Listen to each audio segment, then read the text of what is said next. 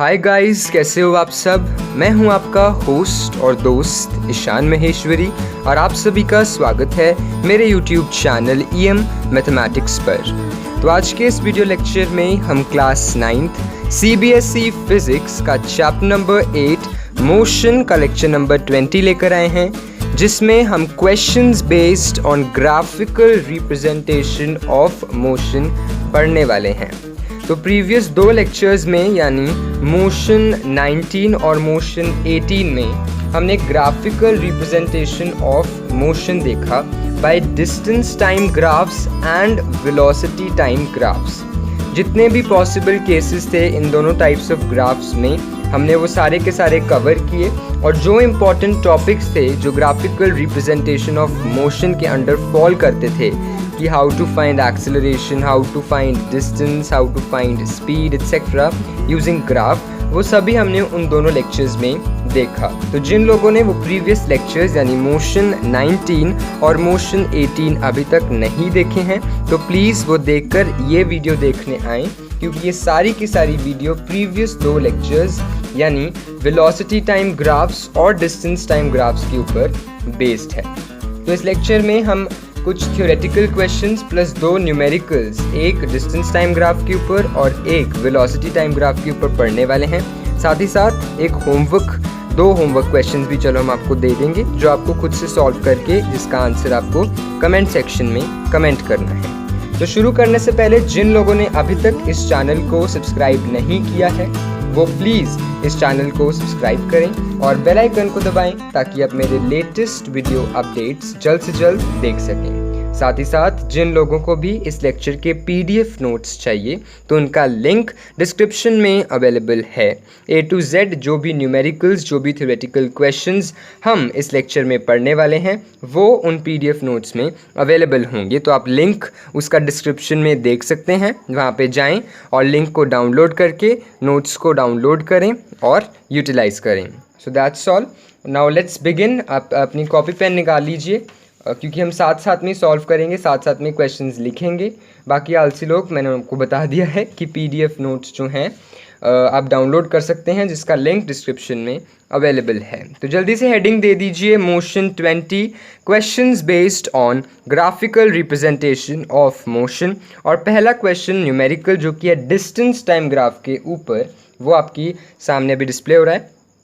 The graph shows the positions of a body at different times. You are supposed to calculate the speed of the body as it moves from A to B, B to C and C to D. तो क्या है, आपके सामने एक graph है, distance time graph, जो कि position of body के बारे में बता रहा है डिफरेंट टाइम में। इस ग्राफ की मदद से आपको स्पीड कैलकुलेट करनी है बॉडी की। फर्स्ट पार्ट जब बॉडी A से लेके B तक ट्रैवल कर रही है, सेकेंड पार्ट जब बॉडी B से लेके C तक ट्रैवल कर रही है, और थर्ड पार्ट जब बॉडी C से लेके D तक ट्रैवल कर रही है।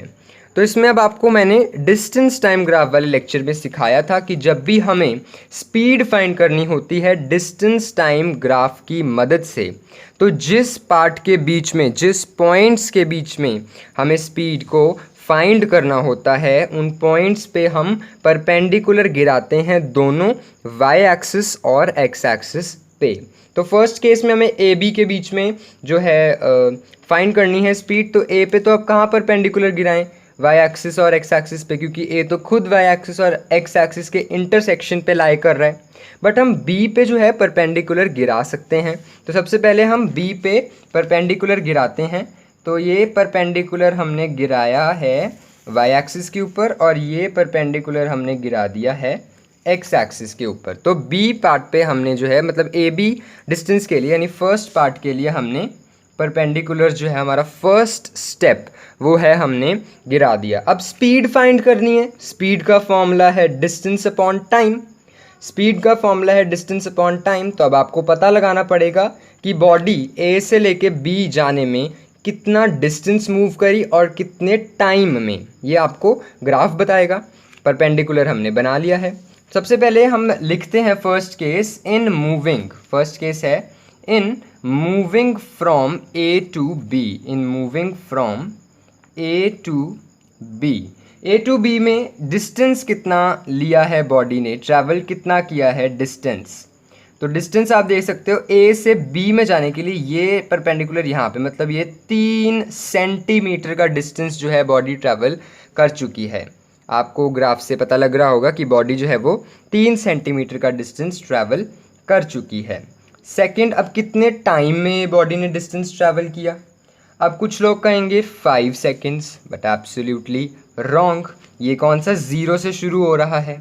बॉडी ने लिए 1 2 3 सेकेंड, देख सकते हो आप, 2 से लेके 3 यानी 1 सेकेंड, 3 से लेके 4 यानी 2 सेकेंड, 3 से लेके 4 यानी फिर से 1 सेकेंड, 4 से लेके 5 यानी फिर से 1 सेकेंड, टोटल करेंगे तो 3 सेकेंड। तो टाइम कितना हुआ, बॉडी ने कितना टाइम लिया है इसको इस डिस्टेंस को कवर करने में, वो आप लिखोगे कि टाइम इज इक्वल टू, कितना हुआ है time, time is, so in short time आपने निकालना है कितना चेंज हुआ है। अब फॉर एग्जांपल मैं आपको बताता हूँ कि एक चॉकलेट का प्राइस है जो अभी 5 रुपये का है, बट 2 दिन बाद वो चॉकलेट 10 रुपये की हो जाती है। तो अगर मैं आपसे पूछूं कि चॉकलेट के प्राइस में कितना चेंज हुआ है, तो आप मुझे बताओगे कि 5 रुपये का चेंज हुआ है। ऑब्वियसली 5 रुपये बढ़ी है। इसीलिए अगर मैं यहाँ पे आपसे पूछूं कि टाइम में कितना चेंज हुआ है, पहले टाइम 2 सेकेंड था, अब 5 सेकेंड हो गया, तो कितना 5 - 2। जैसे हमने चॉकलेट के केस में 10 - 5 किया था, तभी तो 5 सेकेंड निकल के आया था चेंज। वैसे ही यहाँ पे हम 5 - 2 कर देंगे, तो 5 - 2 करेंगे तो हमारा टाइम जो है वो 3 सेकेंड्स आ जाएगा। और अब आपको पता है डिस्टेंस है हमारे पास, टाइम है हमारे पास, तो सिंपल स्पीड का फॉर्मूला लगाना है। Speed is equal to distance upon time. Speed is equal to distance upon time. Distance is 3 centimetre, time is 3 seconds. 3 से 3 कट गया तो आंसर आ गया 1 सेंटीमीटर पर सेकेंड। 3 से 3 कैंसिल हुआ तो आंसर आ गया 1 सेंटीमीटर पर सेकेंड। अब कुछ लोग यूनिट्स को बहुत ज़बरदस्त इग्नोर कर देते हैं। डिस्टेंस सेंटीमीटर में गिवन है, बट आदत के कारण मीटर पर सेकेंड लिखे आ जाते हैं और हैंस अपना हाफ मार्क जो है वो लूज़ कर देते हैं, जस्ट बिकॉज यूनिट्स जो थी वो हैं सेंटीमीटर इस केस में, ना कि मीटर्स। तो इसको आपको कन्वर्ट करने की कोई भी ज़रूरत नहीं है कि अब मैं इसको मीटर में कन्वर्ट करूँ, नहीं, उन्होंने कहा है आपको मीटर में कन्वर्ट करो, इट्स योर चॉइस। ग्राफ में उन्होंने डिस्टेंस सेंटीमीटर में दिया है तो आप उसका आंसर सेंटीमीटर में निकाल सकते हो। तो ये था फर्स्ट केस। अब इसी तरीके से, बिल्कुल सेम तरीके से आपने जो है सेकेंड केस को सॉल्व करना है, जब बॉडी जो है वो बी से लेके सी तक मूव कर रही है, in moving from B to C. अब बॉडी बी से लेके सी तक मूव कर रही है, तो क्या आप मुझे ग्राफ को देख के बता सकते हो कि कितना डिस्टेंस ट्रैवल किया है। ऑब्वियसली आप नहीं बता पाओगे, बता भी रहे हो तो मैं सुन नहीं पा रहा हूँ, बट आपको खुद को बताना है कि कितना डिस्टेंस ट्रैवल कर पा रही है बॉडी। तो ऑब्वियसली आप देख सकते हो कि यहाँ पे बॉडी 3 सेंटीमीटर पे थी और सी पे भी बॉडी 3 सेंटीमीटर पे ही है। अब ये कैसे पता चला? अरे भाई, फर्स्ट स्टेप है परपेंडिकुलर बनाना। क्या बनाए? नहीं बनाए, तो परपेंडिकुलर बनाओ ना। ये यहाँ से परपेंडिकुलर बनाया तो ये तो 3 पे ही आ गया, और यहाँ से परपेंडिकुलर बनाया तो ये आ गया है 7 के ऊपर। इस तरीके से आपने जो है परपेंडिकुलर बनाना है। तो डिस्टेंस कितना ट्रैवल किया बी से लेके सी में, क्या आप देख के बता सकते हो? डिस्टेंस जो है वो ट्रैवल ही नहीं हुआ है। पहले भी 3 पे था, बी वाली पॉइंट पे भी 3 पे था, और सी वाले पॉइंट पे भी 3 पे ही है भाई, रुका हुआ है। तो डिस्टेंस जो है वो ट्रैवल ही नहीं हुआ है, 0 सेंटीमीटर। आपको समझ में आ रहा है? देखो, बी वाले पॉइंट पे ऑब्जेक्ट कहाँ था? 3 सेंटीमीटर पे। सी वाले ऑब्जेक्ट पे पॉइंट कहाँ है? 3 सेंटीमीटर पे। तो भाई वो 3 सेंटीमीटर से ना पीछे ना आगे कहीं गया ही नहीं है, डिस्टेंस उसने ट्रैवल ही नहीं किया। तो डिस्टेंस ट्रैवल कितना हो गया? 0 सेंटीमीटर। और टाइम कितना लगा? अब टाइम टेकन का तो मैंने अभी ऊपर आपको तरीका बताया ही है। क्या है टाइम टेकन का तरीका? वही, समझ में आया? 2 सेकेंड्स। बी से लेके सी में कितना टाइम? ये 5 से लेके 6 में 1, फिर 6 से लेके 7 में 1, टोटल 2। वो कैसे निकला? 7 - 5 करके। अब फिर से स्पीड जो है वो डिस्टेंस अपॉन टाइम है। Speed is distance upon time. Distance है 0, तो ऑब्वियसली टाइम का क्या मैटर करता है, स्पीड आ गई 0 centimetre per second. In short speed कोई थी नहीं। अरे भाई जब कोई बॉडी एक ही जगह पे खड़ी हुई है 2 सेकंड तक, तो क्या उसकी स्पीड होगी? कुछ नहीं होगी स्पीड। एक पेड़ 2 सेकंड तक उसी जगह पे खड़ा हुआ है, तो क्या उस पेड़ की कोई स्पीड है? नहीं है कोई स्पीड, तो हेंस 0 ही आंसर आना था। आई होप आपको समझ में आया होगा। थर्ड केस है when the body travels from C to D। when the body travels from C to D, in moving from C to D, C से लेके D तक जाने में बॉडी ने क्या स्पीड पकड़ी? देखो C से लेके D तक अब हमें वो बनाना पड़ेगा, क्या परपेंडिकुलर। C पे तो हम बना चुके हैं, D पे बनाते हैं। ये D पे यहाँ आ रहा है 7, D पे यहाँ आ रहा है 7 और इस तरफ D पे आ रहा है 9, तो ये बन गया। अब देखो डिस्टेंस कितना ट्रैवल किया है ये निकालना है यहाँ पे हमें।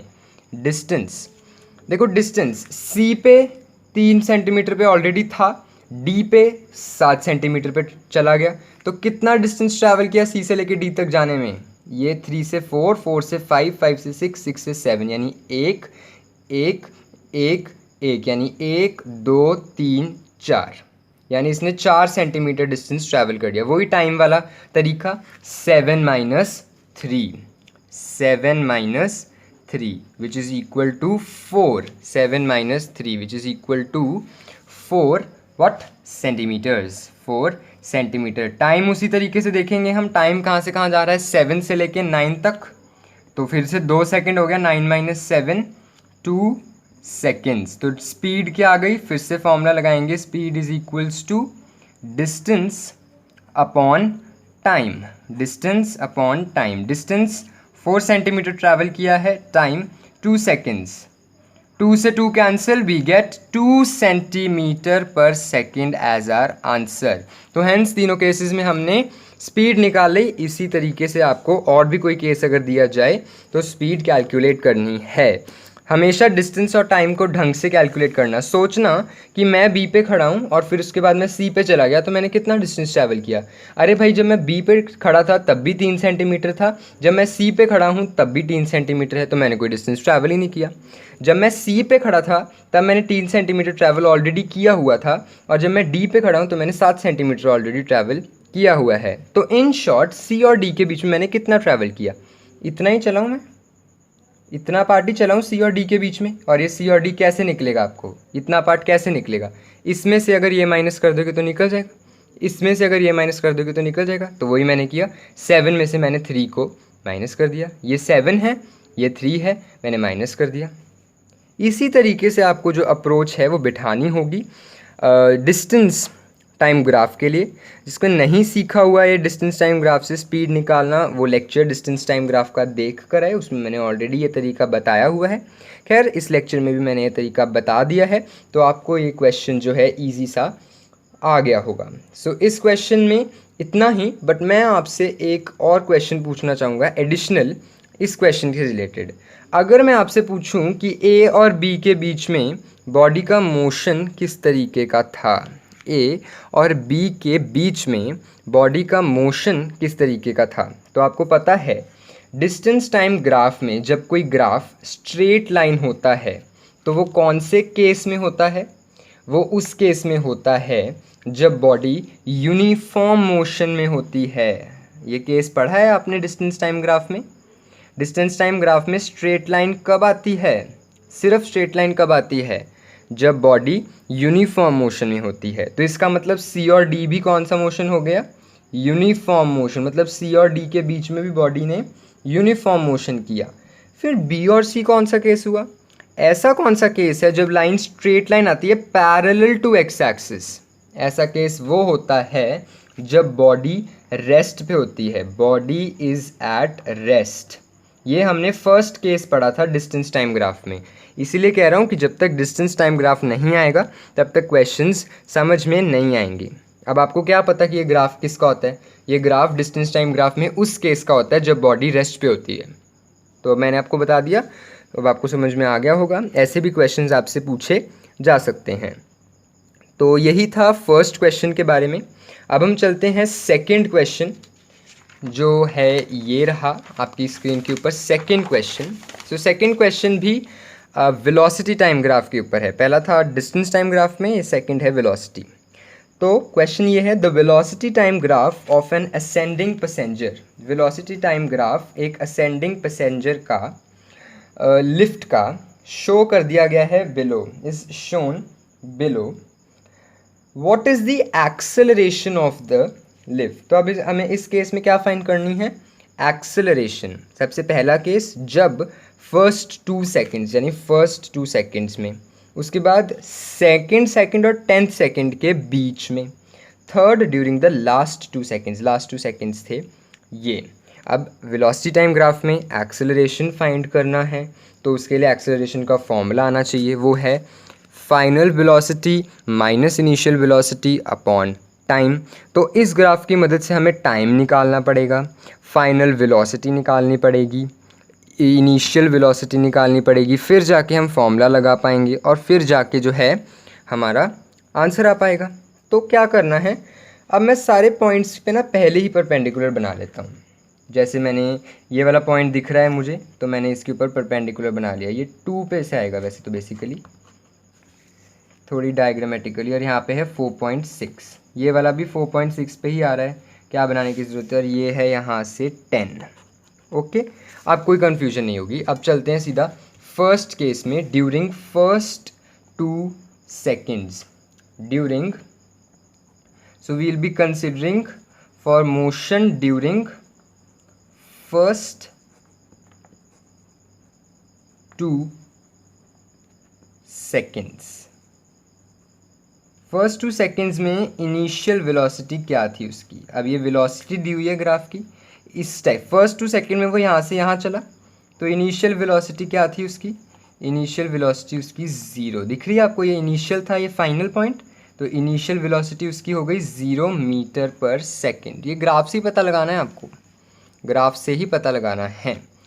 फाइनल वेलोसिटी, इनिशियल वेलोसिटी को मैं क्या लिखता हूँ, u, फाइनल वेलोसिटी को v।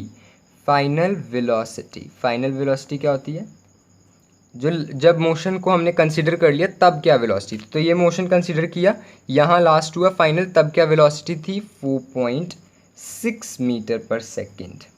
और टाइम कितना लगा, टाइम तो साफ साफ शो ही कर रहे हैं भैया, 2 सेकेंड लग गए, 2 सेकेंड। तो एक्सेलरेशन क्या होता है, एक्सेलरेशन होता है v minus u by T.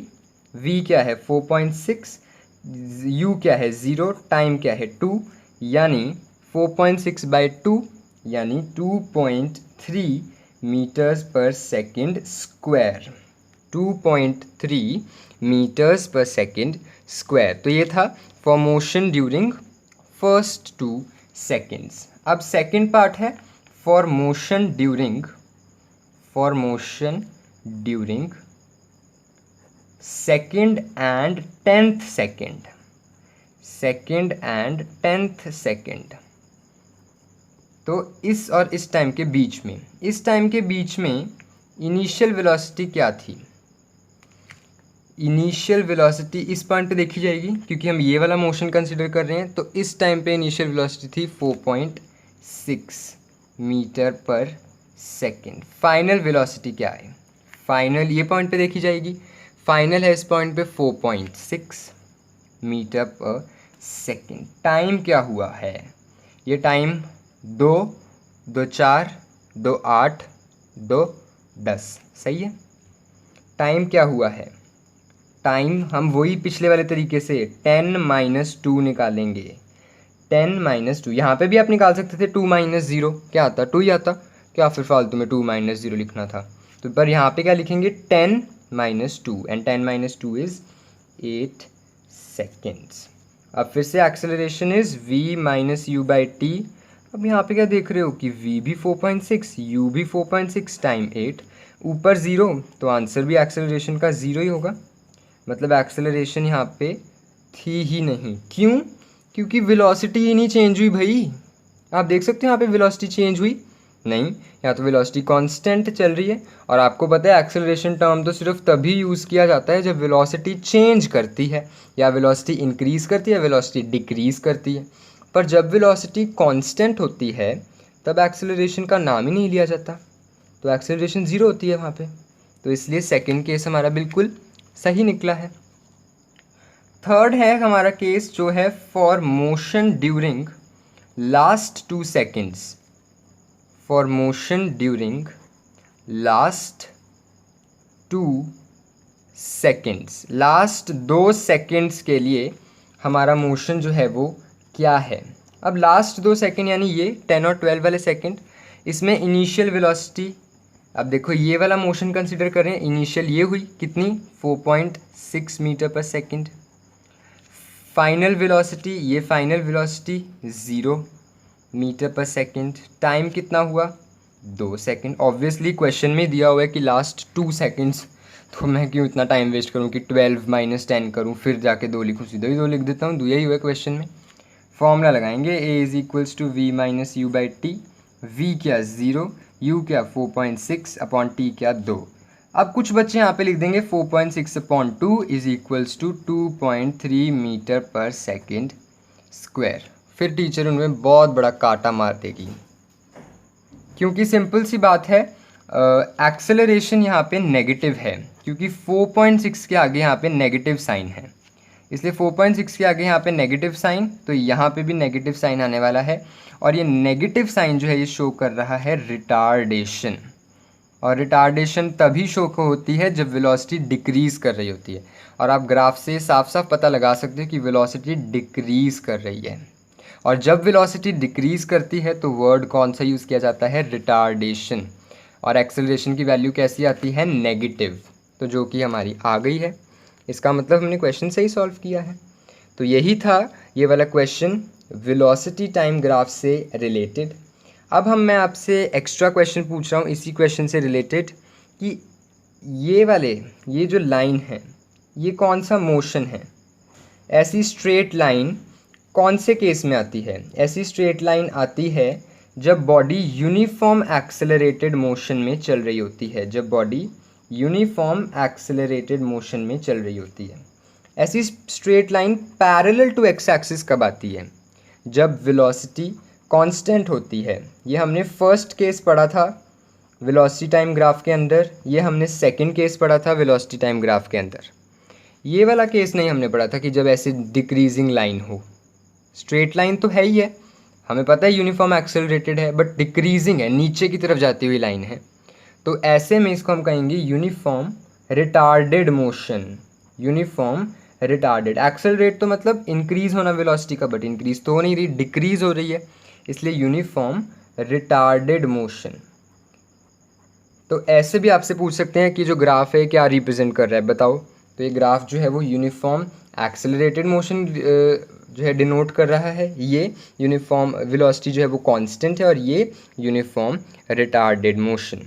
So second question जो था वो भी आपका इजी सा ही था, और हेंस इसी तरीके से हमने जो 2 न्यूमेरिकल्स थे वो किल कर दिए ग्राफ्स के ऊपर। एक न्यूमेरिकल हमने पढ़ा डिस्टेंस टाइम ग्राफ के ऊपर, और दूसरा न्यूमेरिकल हमने पढ़ा है वेलोसिटी टाइम ग्राफ के ऊपर। अब हम चलते हैं क्वेश्चन नंबर 3, जो कि है हमारा पहला थ्योरेटिकल क्वेश्चन, क्वेश्चन नंबर 3। इस क्वेश्चन को लिखना पड़ेगा आपको साथ साथ में जो लिख रहे हैं, नहीं तो वो आगे थोड़ी सी 20 सेकेंड जो है वीडियो को स्किप कर दें। तो क्वेश्चन है the acceleration of a body is 0।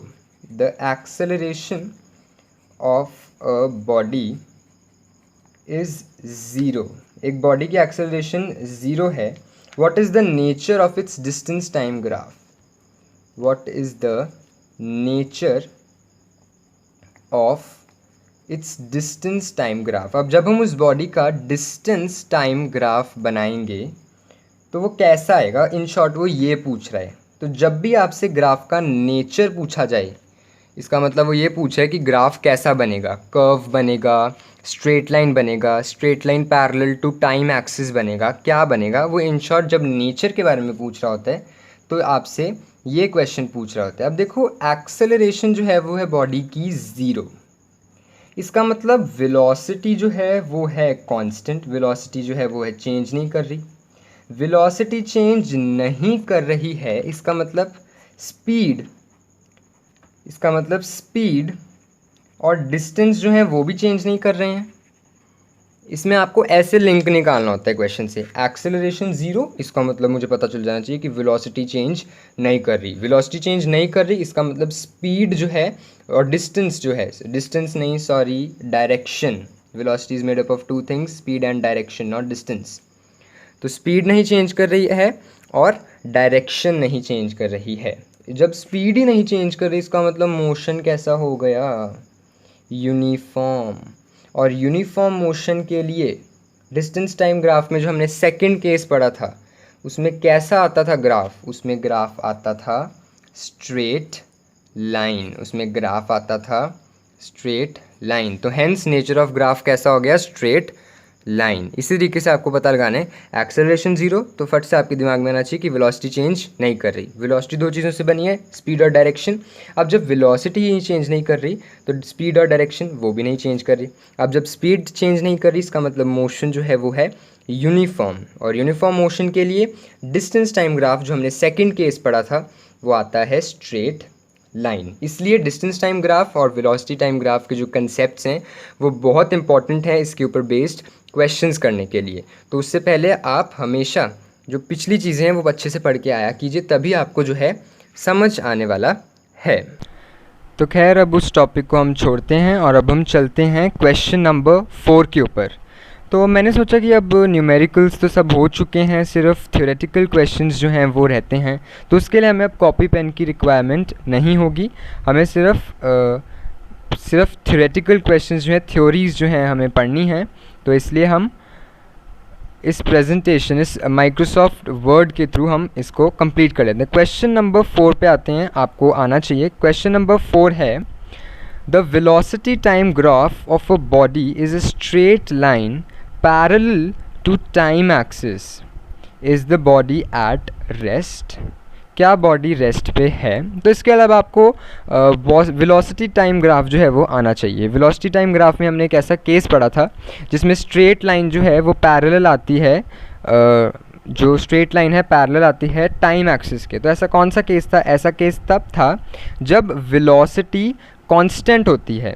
ये केस तब होता है जब जो वेलोसिटी है बॉडी की वो कांस्टेंट मानी जाती है, वेलोसिटी जो है वो चेंज नहीं कर रही है, कांस्टेंट है, तब जो वेलोसिटी टाइम ग्राफ है वो ऐसा आता है कि straight line parallel to time axis. But यहाँ तो ये लिखा हुआ है कि is the body at rest, so obviously we'll be saying that no, the body is not at rest, no the body is moving with some constant velocity, it's not at rest। और yes, मैंने यहाँ पे लिखा हुआ है कि reason is case 1 of velocity time graph, और case 1 यही था कि when a body is moving with some constant velocity, so it will get a graph straight line parallel to the time axis। Now let's come to the fifth question। fifth question जो है वो भी बहुत important है। fifth question है, the velocity time graph of bodies A and B। A and B bodies जो हैं उसका जो वेलोसिटी टाइम ग्राफ है वो हमें दिया हुआ है यहाँ पे। तो इन वेलोसिटी टाइम ग्राफ से देख के आप इनिशियल वेलोसिटी क्या बता रहे हो? तो ये ग्राफ दिख रहा है, ये ए का ग्राफ है, ये बी का ग्राफ है। आप देख सकते हैं कि ये जो है स्ट्रेट लाइन ये ए का ग्राफ है, ये स्ट्रेट लाइन जो है ये बी का ग्राफ है। सो जब ए का ग्राफ बना रहे हो तो आप 0 से लेके ए तक जा रहे हो, जब बी का ग्राफ बना रहे हो तो आप यहाँ इस पॉइंट से लेके बी तक जा रहे हो। तो इसमें आप क्या देखते हो?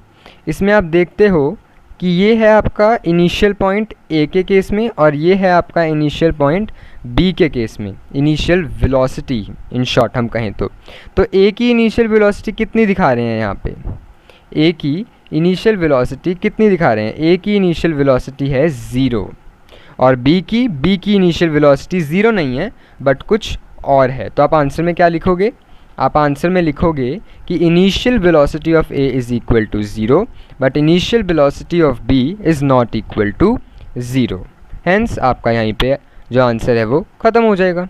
नेक्स्ट है क्वेश्चन नंबर 6।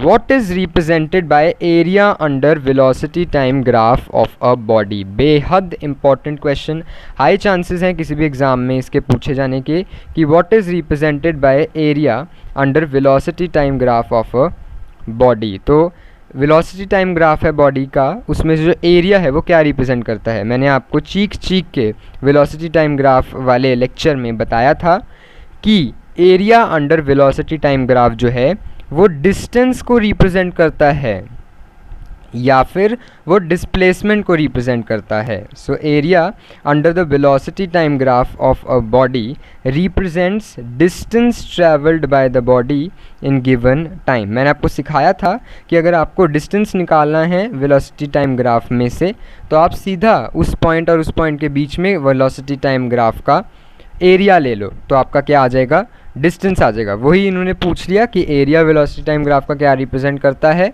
तो वो रिप्रेजेंट करता है distance travelled by the body in given time. So it represents the distance travelled by the body in given time. So ये था आपका 6th question. Let's go to 7th question which would be the second last question. What can you calculate from speed time graph of a body? देखो speed time graph आपको हो गया, हमने तो अभी पढ़ा ही नहीं कोई speed time graph. Velocity time graph और स्पीड टाइम ग्राफ एक ही बात होती है।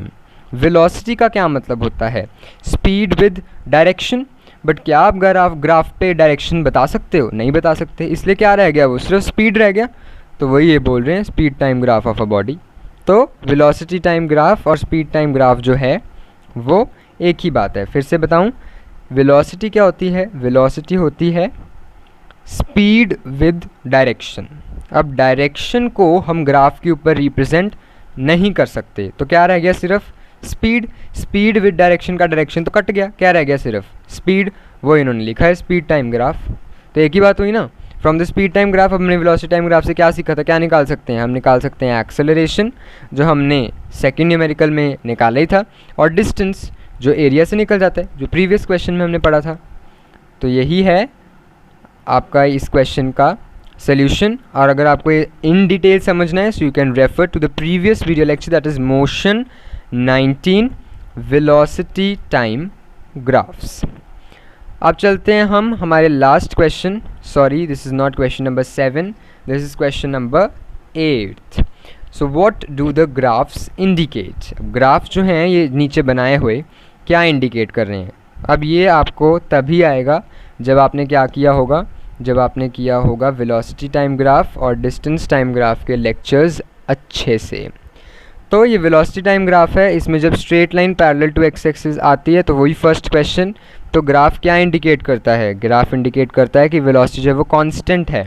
यहाँ पे क्या इंडिकेशन हो रही है, यहाँ पे इंडिकेशन हो रही है वेलोसिटी जो है वो इंक्रीज़ कर रही है, यूनिफॉर्म एक्सेलरेटेड मोशन। यहाँ पे क्या है, यूनिफॉर्म रिटार्डेड मोशन। अभी हमने पढ़ा था ऊपर वाले ग्राफ में। ये क्या है, ये इंडिकेट कर रहा है कि इनिशियल वेलोसिटी ज़ीरो नहीं थी। और ये क्या इंडिकेट कर रहा है, ये इंडिकेट कर रहा है कि क्या स्ट्रेट लाइन तो नहीं है, ये स्ट्रेट लाइन तो हम यहाँ पे नहीं बना सकते। तो ये क्या इंडिकेट कर रहा है, ये इंडिकेट कर रहा है नॉन यूनिफॉर्म मोशन है भाई। कैसा मोशन है, नॉन यूनिफॉर्म मोशन। खैर अब इनको हम डिटेल में पढ़ते हैं ज़रा। डिटेल में देखें तो फर्स्ट ग्राफ जो है वो स्ट्रेट लाइन है पैरेलल टू, इसका मतलब वो यूनिफॉर्म वेलोसिटी है। देखो अब ये इसमें इतना कंसेप्ट कुछ बताने वाला है नहीं, ये सब आपको वेलोसिटी टाइम ग्राफ में सीख चुके हो कि straight line parallel to x axis आती है तो कौन सा केस हो जाता है, वो केस हो जाता है यूनिफॉर्म वेलोसिटी का। जब स्ट्रेट लाइन आती है सिर्फ, जैसे इस केस में सिर्फ स्ट्रेट लाइन आई और ऊपर की तरफ इंक्रीज़ करती हुई है जैसे हमने न्यूमेरिकल में देखा, तो वो यूनिफॉर्म एक्सेलरेटेड मोशन है। जब डिक्रीज़ कर रही है जैसे ये वाले क्वेश्चन में हमने देखा, सेकेंड न्यूमेरिकल में हम पढ़ चुके हैं वैसे ये, तो यूनिफॉर्म रिटार्डेड मोशन है। इसमें वेलोसिटी ज़ीरो के बराबर नहीं है इनिशियल वाली, और लास्ट वाली वेरिएबल एक्सेलरेशन यानी नॉन यूनिफॉर्म मोशन। इसमें मुझे नहीं लगता इतना कुछ डिफ़िकल्ट है। अगर आपने वेलोसिटी टाइम ग्राफ अच्छे से पढ़ा हुआ है और आपको उसके सारे केसेस पता हैं तो आपको पता होगा कि कौन सा ग्राफ क्या इंडिकेट करता है। तो आज के लेक्चर में हमने 8 क्वेश्चंस जो हैं वो कर लिए हैं ग्राफिकल रिप्रेजेंटेशन ऑफ मोशन के टॉपिक में। मैंने न्यूमेरिकल एक एक टाइप का टच करने की कोशिश की है। मैंने थ्योरेटिकल क्वेश्चंस जितने पॉसिबल थे आ सकते थे 1 मार्कर्स में, मैंने वो भी टच करने की कोशिश जो है की है। अब रह जाते हैं कुछ होमवर्क क्वेश्चन, वो आपको खुद से करने हैं ट्राई। खुद से जो न्यूमेरिकल्स हैं आपको ट्राई करने हैं और इसका आंसर कमेंट सेक्शन में आपको लिखना है। आप अपने जो फेलो मेट्स हैं, जो और लोग मेरी वीडियो देख रहे हैं, आप उनके साथ कमेंट सेक्शन में डिस्कस कर सकते हो आंसर्स। और अगर कोई ज़्यादा डिमांड है कि आपको एक्सप्लेनेशन चाहिए किसी आंसर की स्पेशली, तो वो आप डिमांड कमेंट सेक्शन में करना, मैं सेपरेट वीडियो बना दूंगा। वैसे एज सच इतने डिफ़िकल्ट क्वेश्चंस जो हैं ये नहीं हैं। सो क्वेश्चन नंबर 1 जो है ये रहा आपकी स्क्रीन के ऊपर। तो क्वेश्चन नंबर 1 जो है ये आप पढ़ो, नोट्स जो हैं PDF फॉर्म में डाउनलोड करो, उसके बाद पढ़ो क्वेश्चन को, आंसर को सॉल्व करो। ग्राफ बनाना है A पार्ट में आपने, B पार्ट में आपने, कुछ क्वेश्चंस हैं सब आपने आंसर करने हैं। होमवर्क क्वेश्चन नंबर 2 ये रहा, इसको भी आप पढ़ो, खुद से आंसर करो, इसमें अभी कुछ डिस्कशन के लिए नहीं है। सो आज के लेक्चर में बस इतना ही। पढ़ाई करते रहें, और अगर अभी तक आपने इस चैनल को सब्सक्राइब नहीं किया है तो प्लीज़ इस चैनल को सब्सक्राइब करें और बेल आइकन को दबाएं, ताकि आप मेरे लेटेस्ट वीडियो अपडेट्स जल्द से जल्द देख सकें। साथ ही साथ मैं आपको ये भी बता देना चाहता हूँ कि अगर ये वीडियो आपको पसंद आई, क्वेश्चंस लगे कि हाँ हमने क्वेश्चंस कर लिए और आपसे क्वेश्चंस सॉल्व हो गए, नहीं भी हुए तो ट्राई करना हो जाएंगे, तो आप इस वीडियो को लाइक करें, शेयर करें अपने फ्रेंड्स, फेलोमेट्स और क्लासमेट्स के बीच में। और अगर कोई भी डाउट है इस वीडियो के रिगार्डिंग तो उसे कमेंट सेक्शन में ज़रूर मेंशन करें। तो आज के लेक्चर में बस इतना ही। होमवर्क क्वेश्चंस मेक श्योर कि आप अटेम्प्ट करें। ये क्वेश्चंस जो हैं जो मैंने सॉल्व किए हैं उनके ऊपर भरोसे पे मत रहें, खुद से क्वेश्चंस को सॉल्व करें। ऑब्वियसली अगर कोई और बंदा सॉल्व करता है, समझ आता जाता है, तो आपको लगता है कि मुझे टॉपिक आ गया है, बट जब तक आप खुद से सॉल्व नहीं करोगे तब तक ये आपको टॉपिक अच्छे से नहीं आया है। सो आज के लेक्चर में बस इतना ही। नेक्स्ट लेक्चर में हम बहुत इंपॉर्टेंट टॉपिक जो है वो शुरू करने वाले हैं इस चैप्टर का, वो है equations of motions. Graphical representation of motion वाला टॉपिक जो है वो यहीं ख़त्म होता है। इससे ज़्यादा ग्राफिकल रिप्रेजेंटेशन ऑफ मोशन में कुछ भी नहीं है, बट हाँ इक्वेशंस ऑफ मोशन में इन ग्राफ्स का बहुत ज़्यादा यूज़ है। तो मेक श्योर कि आप इन ग्राफ्स को अच्छे से अपने टिप्स पे अच्छे से जो है आप मतलब प्रिपेयर कर लें, ताकि आपको इक्वेशंस ऑफ मोशन वाला टॉपिक जो है वो अच्छे से आ जाए। So that's all we have for us today. Thank you and have a very nice day ahead.